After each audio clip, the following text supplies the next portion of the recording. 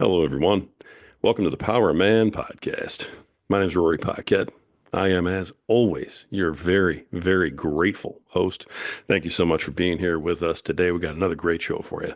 Folks, I just want to, as I do at every beginning of every show, I want to thank you for everything you're doing, all the likes, the shares, the subscribes, the DMs. Wow, the DMs.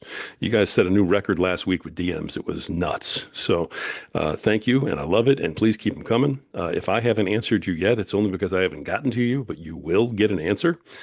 So hang in there. All right, and we'll make sure we get to everybody because you folks have turned out in droves lately, and I do love the questions you're sending in. They're awesome. Even the ones talking about how I used the wrong coffee cup for the first time in 5 years. I love that you folks noticed that. So thanks a lot for that. You all know what time it is. Speaking of coffee cup, it's time to pay a few bills. So let's get a little word from our sponsor. Let me take a sip of my preferred beverage.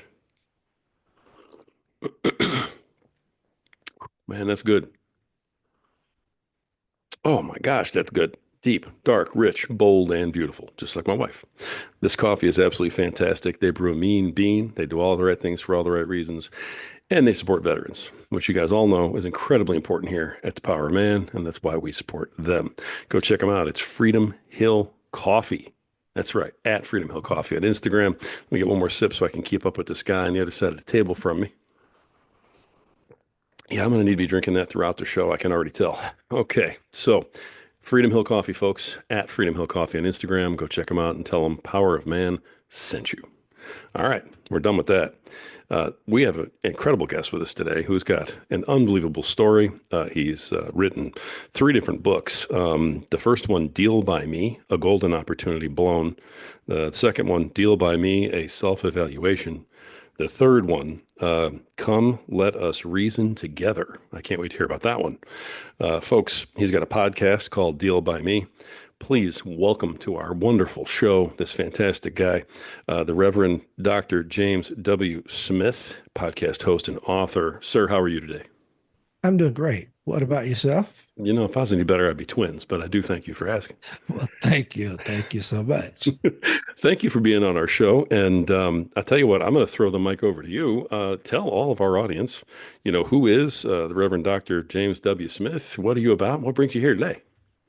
Well, first of all, let me thank you for allowing me to come on your show. I do appreciate it very, very much. I'm just I like to say I'm just a country lawyer. I grew up in a small town and practiced law for about 10 years. And then I messed up. I robbed a bank and I received a 15-year sentence, of which I served 5 years in the correctional institution. And everyone at the time, including myself, thought that I had become a compulsive gambler. And of course, I shared that in my first book, Deal by Me, Golden Opportunity, Blown. However, as time would, pass, I began to reflect on my past, and I did a second book, uh, which was kind of a self-evaluation of my life that I share in the book titled "Deal by Me: Self-Evaluation." And in that book, I came to the conclusion that I was not a compulsive gambler like I thought I was when I first wrote my first book. Uh, but rather, I was afraid to fail. And of course, as we continue to talk, I'll share, how I came to that conclusion. Um, you see, I had become this well-known, successful lawyer who found himself losing everything uh, he had accomplished, and that's kind of how I think I really came to the conclusion. And I'll talk a little bit more about that as we move forward. Okay. That's somewhat my brief story. I went to school in a small town called Lewisburg, North Carolina. It's about 30 some miles north of Raleigh, North Carolina. Uh, and of course, where we live was about 10 miles outside of the city of Lewisburg. It was a little small village that was called Moulton. And of course, I always have people kind of laughing when I tell them that, when you enter it, you were leaving it. So that's the kind of little place it was. No stoplight, nothing else was there. But I grew up in an area where with my grandfather, lots of aunts, lots of cousins.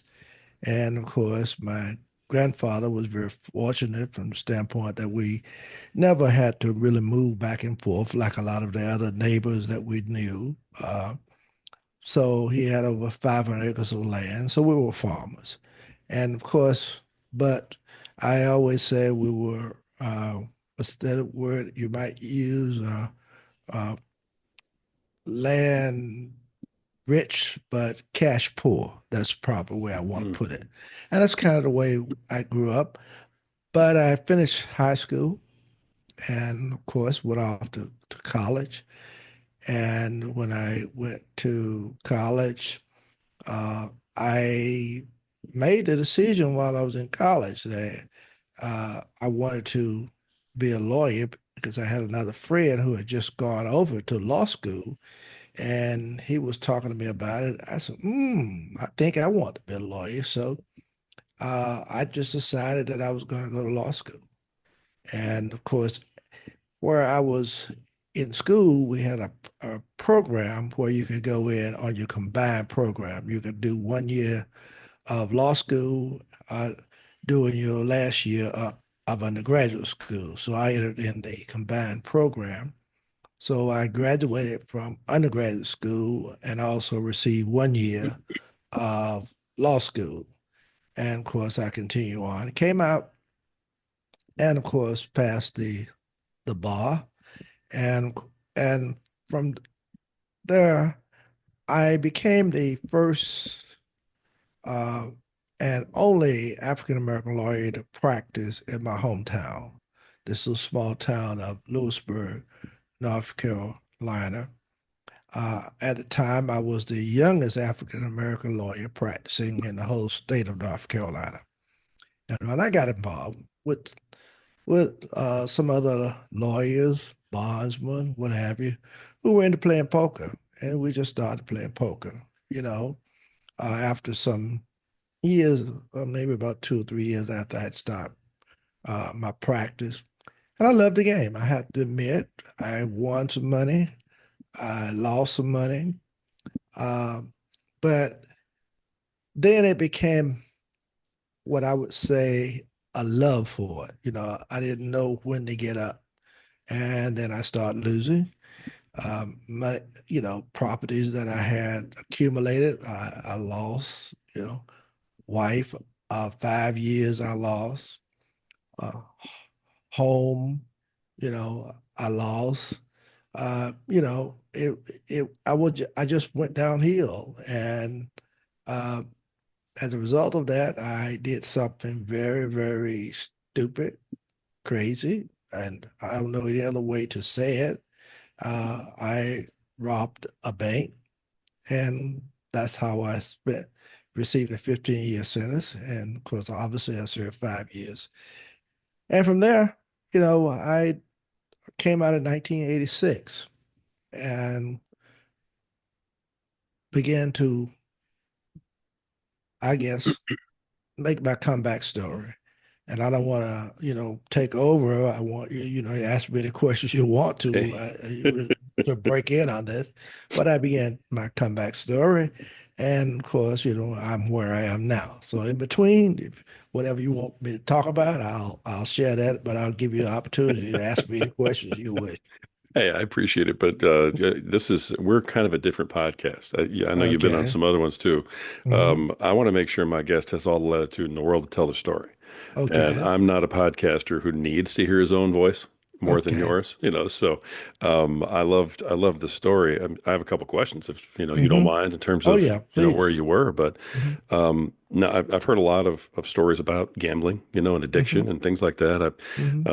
I grew up with a father who suffered from different types of addiction, so I mean I've seen it all firsthand, and Hmm. I have a lot of unfortunately, for knowledge and whatnot. But what I've never heard is somebody, and not personally anyway, is somebody's addiction and everything leading to them robbing an actual bank. Hmm. And so I guess, and maybe this just comes from what I'm used to seeing. Um, what did you feel like you were going to solve with what was going on in your life by robbing the bank? I mean, I really am a little Well, intrigued by that. okay. Well, I'm not sure. Okay. I'll be very, I'll be very, just honest, very honest question. Yeah. I'm not sure. If, if I could reflect a little bit, I thought maybe I think I was thinking along the line that I could recoup and get bills paid off, and I could just start off anew like nothing had happened. Yeah. Okay. Yeah. But that's crazy. Now it's crazy, but Sure. I'm being very honest with you. I think that's more of where I was Hmm. more than anything else. I have to admit, now I had gone through a moment of real serious depression, of actually thinking about suicide. As a matter of fact, when I went to the office that morning before doing this, that's what I was contemplating doing. Took out my revolver and went to the office, sat there, and I actually thought about just taking my life. I had gotten to that point, so I was down. Yeah, you have to admit. I'm this, and I don't like to boast on this, but I think if you talk to people in the area, they will tell you the same thing. I pride myself as a very successful attorney, good lawyer, uh, and but I was kind of into this gambling and saw myself going down, and I didn't know how to face it. Hmm. Yeah, and I thought I could recoup, you know, and Right. and I said if I could recoup, I could just pay off debt. Now that's crazy thinking now. Don't get me wrong. I know it's crazy now, but it wasn't at the time, Right. that I could just start all over again, be fresh and free. Nobody never know what happened, and I'll be okay. Now as I think through that now, and well, not just now, but even during the time that I was confined, thinking through all of this, it was just crazy. But that's how life takes us sometimes, and we have to these second thoughts, and we think, oh my God, how in the world did I get there? Right. I talked to my wife, present wife, now of 35 years, and we just sit there and talk. I said, honey, I just don't know how in the world I got there. It was crazy, but it happened. So But even as crazy as that is, mhm, you've made the statement, and I verified it with you beforehand. I'd love to hear, your rationale on this and dig into it a little bit, because I definitely want to get to the comeback story. mhm, That's the good mhm, part. But yeah, the you still say though um, that you don't consider yourself a compulsive gambler. It was mhm, that you were afraid of failure. And that okay, rings so true in a really weird way in my head. I, mhm. I really, really would love to hear you kind of just expound on that. Well, I tell you what happened. After I had gotten out, uh, probably maybe about 4 or 5 years, maybe a little longer. I'm not sure. I was doing lots of talking and speaking to groups and sharing my story and just telling people what not to do and this type of thing. And I called to Gambling Anonymous, which was a nonprofit organization in Chapel Hill, North Carolina. It was not too far from where I was living at the time. And I wanted to go over and come over and talk with the residents, and because I had been gambling and what have you, so I thought I could just tell them, look, this is something that you can deal with it, you can come back and this type of stuff. But when I called the director of it, asked me, say, "Are you still a gambler?" You know, I say, "No, I don't gamble anymore." You know, I say, "I don't have any habits anymore. Everything that I used to do, I'm finished with. It's over with." Okay. And he said, "Is that right?" I said, "Yes, that's correct. And not for me, you know." I said, "But I like to talk with the guys, the residents about it." He told me, he said, "Well, I don't know if the uh, guys would want to hear from you because we believe here that once a compulsive gambler, always a compulsive gambler." Okay, that's what he said to me. And so Wow. I started thinking about that, and because I knew that I had no desire to gamble anymore. Poker was out of my life. That's the title of my book, Deal by Me. When you playing poker, you don't want your next hand. You said deal by me, and that was where my whole theme was coming from. I just didn't want it anymore. The partying and all that stuff that I used to do, I just did not want it anymore. And that's what I said to him. I said, "No, I know I'm no longer a compulsive gambler." And so when he told me that, I started to thinking about it. And during the COVID, Mhm. but it's when I wrote my second book, and it was a self-evaluation. And when I started dealing with all of it, trying to answer all the questions, I came to the conclusion that really, I was just afraid to fail. I didn't want to go down. I thought I could recoup and just look, act like nothing had happened. And that's the reason for the second book. Okay. All right. Well, let's get into it then. I'm curious about what brings you to write these books in the first place. So Mhm. what was the impetus behind it, and was it, part of your healing, or did you have a particular message in each book? What got you started with the first one? Well, the first one was very interesting because I began the first one not as a book. I hadn't intended to even write a book with my first one because I was confined when I started just trying to write. I was just trying to share what I went through, how I got there, my law practice. I mean, how I grew up. Everything is in the first book up until I think when I was called to by church. And when I first started writing it, I was confined, and I would write about what happened, my law practice, how I grew up, and when I had probably maybe 100, 150 so pages, just elaborating on stuff. And when I got out, I had this big, what we would now call a manuscript, and I just had it in boxes because I would just refer to it and it kind of helped me just think about stuff. And then I was talking to some of my family members and some of my friends who would talk with me. And I told them, I said, I got a whole lot of stuff here that I'm just read over here once in a while. And they said, "You got all that. Why don't you consider uh, writing a book?" Right. And then that's how I started thinking about it. So then I got kind of serious about it, and I started just trying to finish it up. So I started writing on it, and then because everything I had at first was just handwritten, no typewriter or anything. So then I got to my computer and start just retyping it and typing it and just pulling it all together. And while I was doing it, I had gone back uh, to school, to seminary. So I talked about that and that process. And in the midst of it, I got called to pastor the church.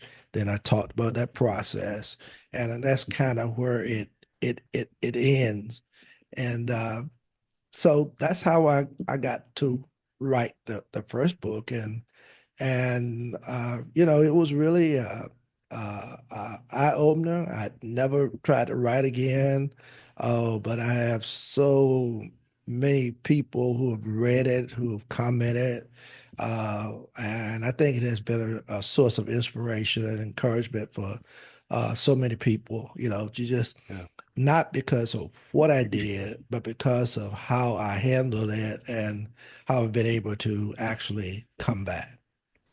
And then is the second book the story of like sort of after the Yeah, comeback has happened and your life now? What's the second book? exactly. That's kind of the second book, and I wrote that during COVID. I was just sitting down, nothing to do, and I started reflecting, especially reflecting on what I was told about when I talked with the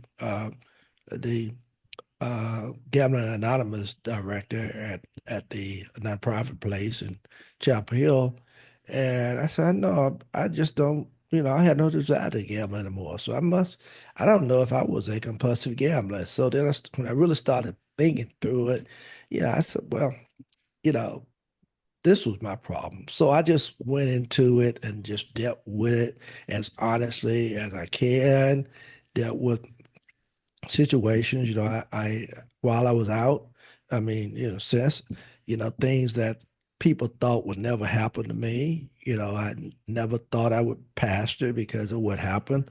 Pastor for 32 years before retiring. Um, Went off to seminary, got my uh, uh, Master of Divinity, and eventually received my Doctor of Ministry.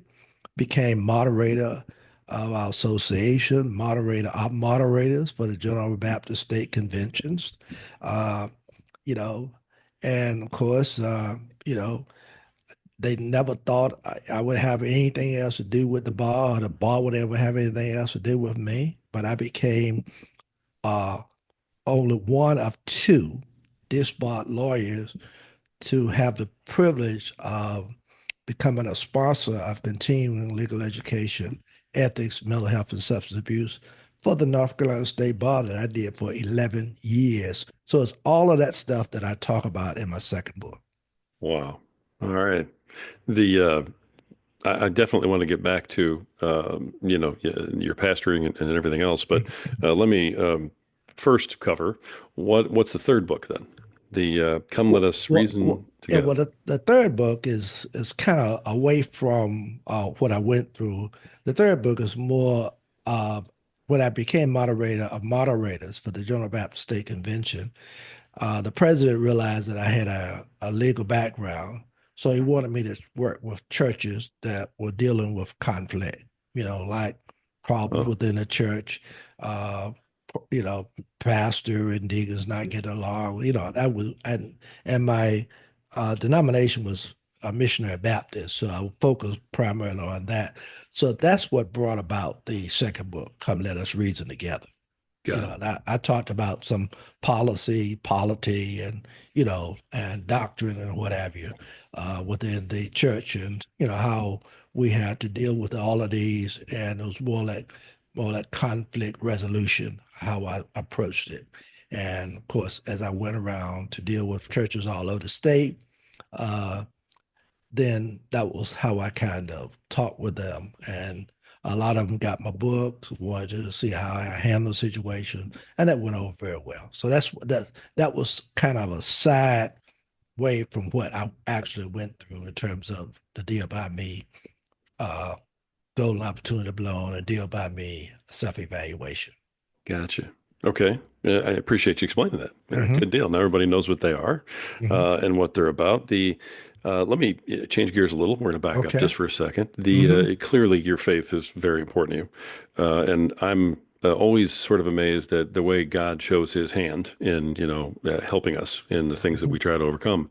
The first question, I guess, is was your relationship with God, was your faith strong when you were younger? Is that how you were brought up, or was this something that happened sort of as the transformation went on and you started your comeback? Good question. It's always been there. I can't say my mom was a dedicated, committed Christian. I was always in church, Sunday school, but I've kind of strayed away a little bit. Even when I went off to college, I still went to church every Sunday. And strangely, my wife asked me that night. She said, "You still went to church?" I said, "Yeah, every Sunday. Unless I was sick or something, I couldn't go." But I went to church. It was just a part of me. But when I started practicing law, I didn't go as often as I probably should have. But my mom was very committed and dedicated, and I would come back from a poker game just to make sure my mom got to church. That was just how committed, she was, and I know she wanted to go, and so I did that. But when I after the uh, crime happened to me, I was out for, I guess, about, well, from July up until January, yeah, about 6 months. And right after the crime happened, I was sent to Dorothy Dix Miller Hospital for a 6 week evaluation. And of course, you probably can understand why that happened. Here is this lawyer in this town. All of a sudden, this has happened, and something has to be wrong with him. So the judge, whom I knew, these people I knew very well, just wanted to make certain that everything was that I, was mentally okay. So they sent me to Dorothy Dix Miller Hospital, and it was there that my reflection on everything began to take shape. Is when the commitment came that I was going, I wasn't going to deal with anymore poker. My gambling was over with. All the crazy stuff that I used to do was over with. I came to that conclusion while I was at the mental hospital. And so when I came out after I was there for about 3 weeks, and so when I came out, you know, um, I just knew I was a different person. I wasn't going to be the same person. And so I just started reflecting and praying and asking the Lord for forgiveness because I had been in church. I knew who was in charge of my life. And so I did all of that. And finally, I kind of felt the call to ministry. And uh, so that was while I'm out on bond. So what I did, I went and talked with my pastor, and I told him that I felt the call to minister. And in the Missionary Baptist Church, we do what you call an initial sermon. And we talked, and he said, "Well, if you feel it, that's what you need to do. Don't run from it." And so he said, uh, "Well, you do an initial sermon." So I told him, I said, "Yeah, I know that, but I'd rather do that when I get out." And I had my reason for doing it. I don't mind telling you what my reason was. I did not want anybody to feel as if I was doing all of this to get a lot of sentence or to get out what I Ah, had gone through, because I was ready sure. to I was ready to accept my time. I was ready to accept whatever came to me. I, my mom knew that. My whole family knew that. I say, "Look, I messed up. I want to get it behind me." That was my whole concept. And so uh, he told me, he said, "Well, I don't want you to do that." He said, "If the Lord's called you, you need to go out on and do your initial sermon, and he may have something for you to do while you're confined. There are people who are going to need to hear a word from the Lord, even while you're confined." And so I did it, and he was correct. When I was at Ashland, Kentucky, I was involved with the chaplain's office. I worked with the adult education class. And of course, I got the opportunity to go outside the prison to a couple of seminars with Prison Fellowship International. As a matter of fact, I became a certified in prisons seminar instructor. When I got out, they called me to different uh, institutions to do workshops, and so I did that for a while. Uh, I but I didn't feel that. I just felt that my calling was to pastor. Now that's crazy because I had been confined, and everybody's wondering, you know, uh, you're not going to be able to get a church. Uh, so it was like what I was doing was what I was supposed to do, but I didn't feel it, and it wasn't what I thought that I had been called to do. I felt that I was called to pastor. When I tell this story, and I'll tell it to you, that's amazing. I was working. I got a job when I got out with a law firm, and as a I was a law clerk because he knew me and gave me this job, and I went to work with him. And the uh, president, the director of Prison Fellowship International, the director of Prison Fellowship International, lived in Atlanta, Georgia. He came all the way up to Durham to the law office to talk with me, to convince me to become the prison director of North Carolina, the North Carolina Prison Fellowship Wow. director. Wow. I turned it down. I didn't feel the call. Crazy, yeah. When I tell people that, they think it's crazy.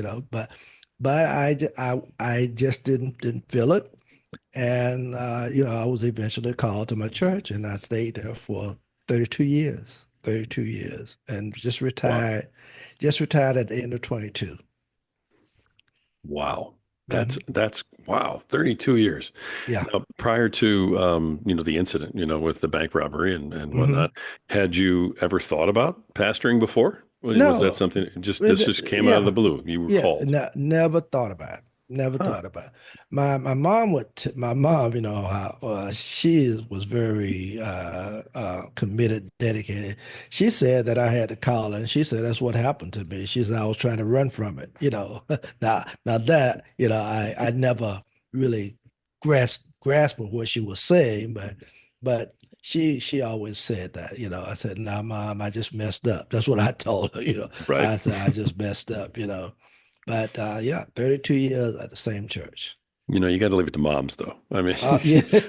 I mean, as soon as we start talking, in front of an Yeah, audience, mom's yeah, like, "Oh, you'd be great at, being yeah, a public speaker, yeah, you yeah. talking church." And Hmm. our moms love us, man. Yeah.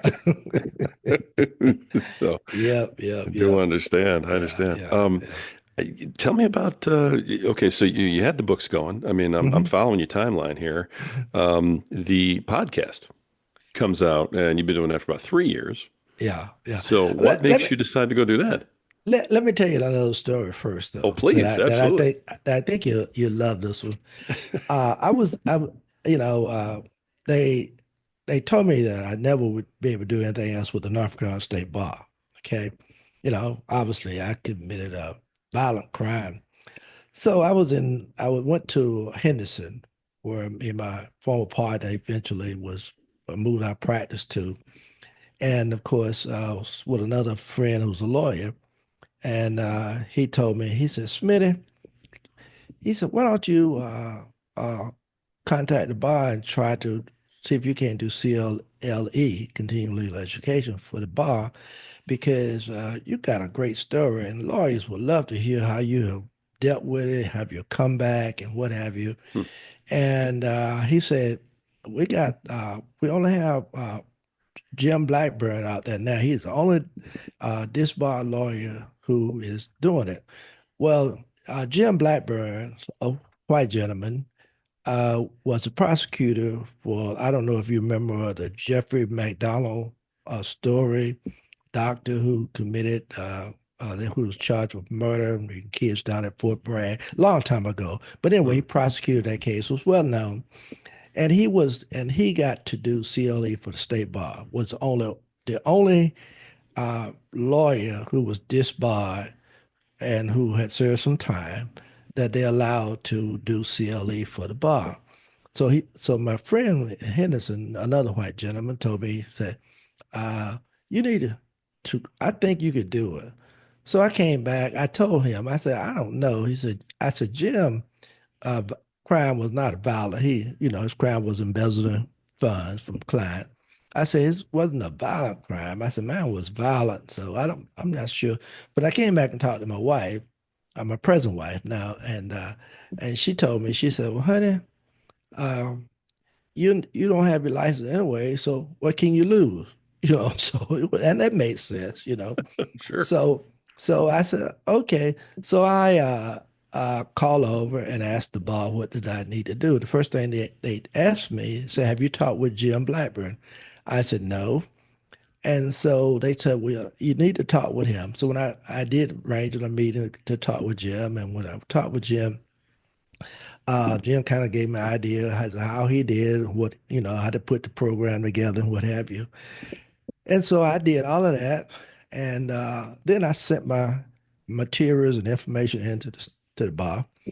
They told me, sent me a letter of receipt, told me that within 2 weeks that I should hear something from them. Okay. Uh, at the end of 2 weeks, I hadn't heard a thing.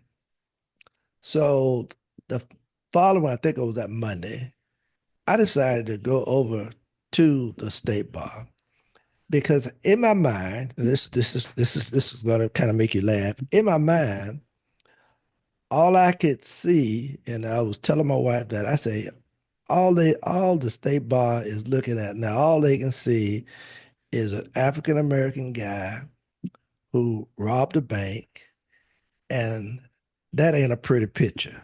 Okay. I mean, seriously, this is really what I said that to my wife. I said, that's not a Okay. pretty picture. And I say, you know what I'm gonna do? I'm gonna go over to the state bar. So I got dressed. I put on my three-piece suit. Got me a good haircut. I had me my shave. I mean, I was looking just like I used to look when I was practicing law. I was dressed to the T, and I went over to the North Carolina State Bar. When I got there, they asked me, I said to them, I'd like to speak with somebody who is in the continuing legal education department. And so they called somebody to come down. And the individual came down. And when they saw me, honestly, this is true, I could tell right then that the whole demeanor had changed. And she said to me, she said, Dr. Smith, she said, I promise you, you hear something from us within the next 5 days. Within the next 5 days, I got a letter saying, uh, we're pleased to share with you that you have been selected as a sponsor of continuing legal education. I was one of two. Jim was one, and I was the other one. Only two disbarred lawyers sponsoring continuing legal education for the North Carolina State Bar. And I did that for 11 years. Would still be doing it right now had COVID not came in. But when COVID came in, I was afraid to continue to travel over the state, going different places. So I kind of uh, uh, retired from doing it when COVID came in. But I had been doing it for 11 years. Wow. I wanted to share that with you. I thought that would be kind of neat to share. Yeah, I mean, it tells a lot, in Mhm, terms of, you mhm. recognized through your experience that, they don't know me, they don't see Hmm. me, and this That's is all right. they're looking at. So Hmm. you basically went in there and changed the entire conversation. That's right. That's exactly right. I love that though, because Hmm. so often, we get pigeonholed into whatever our stereotype Hmm. might be, That's and right. it happens to all of us at some point. Hmm. And people hear big 300-pound Italian guy, and I Hmm. don't think they think of me. I think they think of like somebody from a mob movie and like Right. white t-shirt and You got it. swinging a salami or something. It's really You, bad. you got it. You know So, exactly what I'm saying. So right. So you that's what I felt, mean. yeah. You took that and you said, hey, I know this is how this is going to look, so I'm going to go Hmm. give them the correct picture. Hmm. And you Hmm. you you took the initiative to go take That's care right. of it. You could have just Hmm. sat back and been the victim, Yep. and that, but Yep. you were like, nope. That's right. Shine and Exactly shave. right. Here we go. Hmm. Yep. I love that story. That is great. Yeah. That's great. So you did that for 11 years. 11 years. Hmm. Nice. I mean, you've done a lot of stuff. Oh, yeah. You Yeah. know, I mean, the bank robbing thing is sort of like, what you put out there because that's obviously part of the story and, Hmm. your down point. But, Yeah. your rise up through all this just kind of came Hmm. to me. So, Yeah. did this begin in prison, the healing and the dealing with the addiction and all that, or did it really take place after you got out? It began when I first went to the mental hospital right after the crime. That was then. The Okay. crime happened, and I went to the mental hospital the next day. And that's when all my reflections started taking place. It was when I really just started reflecting on, man, how did I let this happen to me? How did I destroy my family? I'm only a child, and to a single mom, my mom was hurt. How did I do this to my mom? It was all of Right. that started happening, and I just said to myself, this could never happen again. And, I asked, Lord, please forgive me. And uh, this will never be me anymore. And I just made that decision with his help to move forward and never look back. And that's what I did. And the good thing that happened to me, and I was so thankful, and that was for my mom. My mom saw all the change in me. She saw me when I was called to my church. She saw me, when I went on to seminary, how I got into seminary, so all of this she saw before she passed, and that made me, feel really good too. So, You got redemption. yeah, yeah, yeah. Nice. And congrats because Hmm. that's really important. Hmm. Yeah. Wow. Yeah. Um, wow. The You do tell quite a story, man. Well, I'm, I'm, I'm not going to kid you. I mean, yeah. Well, I just like to be honest and just share how it all happened and what happened. You know, I I'm in the process now of writing my another book, and it's really based on a lot of my interviews because my podcast, and you're going to ask me about that, but my podcast about 6 months before I decided to retire from the church, I wanted to keep my ministry going. I didn't want to just retire and just sit back and do anything. So I thought about a podcast. Didn't know anything about it. Didn't know how it went. So I said I want to do something that will still be encouraging, inspiring, and hopefully transforming. And so that's what my podcast is all about. I named it Deal by Me Podcast, but that's what it's about, asking people to tell us your story. And so what I'm doing now is I'm trying to pull together a book that would kind of reflect a podcast to show and talk about encouragement, inspiring, and transforming. When I can get it all together, I've been doing piece by piece, but that's where I am now. nice. Well, when you get that next book, ready to go, I hope you contact me directly so we can Okay. get you on here and promote it because Okay. I mean, I love what you're doing. Thank you. So Thank the you. podcast is not necessarily about your story then. The podcast is highlighting other stories from people. Exactly. Yeah, yeah. My podcast is highlighting other stories. I'll tell my story. As a matter of fact, I've got one of my podcasts where I just talked and kind of shared my story and talked about it. But most of it is about other people who have had some amazing journeys, who maybe uh, gone through something that just seemed was so uh, difficult, but they overcame, Yeah. and they talk about it. And then in the midst of all my interviews, I basically ask, if somebody is going through some of the same situations that you're going through, what would you say to them that would be encouraging, that would be inspiring, and hopefully transforming? And these are the answers. I get all kind of answers, and that's the inspiring part about it. And that's what I'm kind of writing my book about. Nice. Mhm. Nice. I haven't had a chance to listen to it yet, full disclosure, but I can't wait. So I'm looking Okay. forward to checking Okay. that out. All right. Thank you. One podcaster to another. So that Oh, thank you. I love And that. I'm gonna check you out too.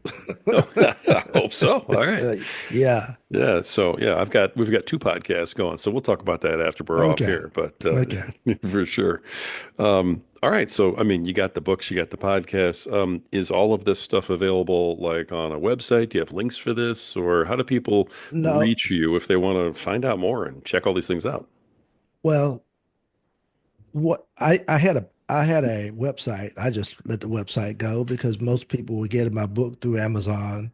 Oh, good. Okay. So I just, get and then I let them contact me through Facebook, X, LinkedIn. So that's how I've been basically getting information out, and through my podcast. So that's how I had a website for the longest, and it was not actually, most people just going straight to Amazon. They were not coming through my website. Right. Now I don't know, so I just let that go.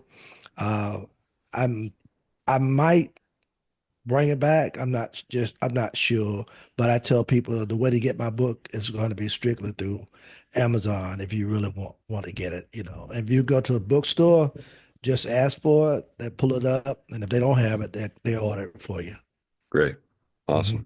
Awesome. Is there a way for folks to follow you on social media? You know, that Oh sort of yeah. thing. You want to give me what your call signs are on those and I'll put them out? Go to Facebook and just tell them look up James W. Smith, author. James W. Smith, author. Yeah, man, I'll come up. Awesome. All right. I'll look for you for sure over Hmm. there. Make sure we get you hooked up. So, sir, I want to thank you for coming on and sharing everything you have. Before we, wrap things up, though, I want to give you the floor, and just if there's a question I didn't ask you, if there's something maybe we talked about and you want to make sure you just kind of drive it home for people, or maybe there's just a nugget or a piece of advice or something that you want to leave behind with, our listeners. The floor is yours for a few minutes. Go ahead and go for it. Well, if I would to say anything, and this will be a part of my sharing, encouraging, and inspiring words to anybody who I talk with, who might ask me. Uh, there are two words that I'm always telling people, and that is stay focused and stay ethical. Those are the main things, and within all of that are other things that I could say to them. If you're going through a problem, make sure you just confront the source, deal with it. Don't let it just hang out there. Uh, Always try to be exercise a sense of humility. I said practice humility, learn to accept real responsibility. You know, and of course, one of the things we talked about earlier, and that is don't be afraid to fail, because sometimes that failure can put you right on the right track to get you back. You know, I've had some statements said to me that's really amazing. My mom told me when I first came out, she said that if you lie down in the ditch, people are just going to come by and kick more dirt on you. If you rub your head in the sand, they're just going to push it further in the sand. So what you need to do is just get up, get out, take your head out of the sand, and some of these same people will give you a helping hand. I've lived by that concept, and it has been great to me. And since 1986, I've not regretted a moment. Life has been good. I remarried to a beautiful lady this coming July. The 21st will be 35 years, two kids and two grandkids. And life is beautiful. That's a That's, life. Yeah. yeah. That's a life. Congratulations, 35 Thank you. years. Holy Appreciate it. cow.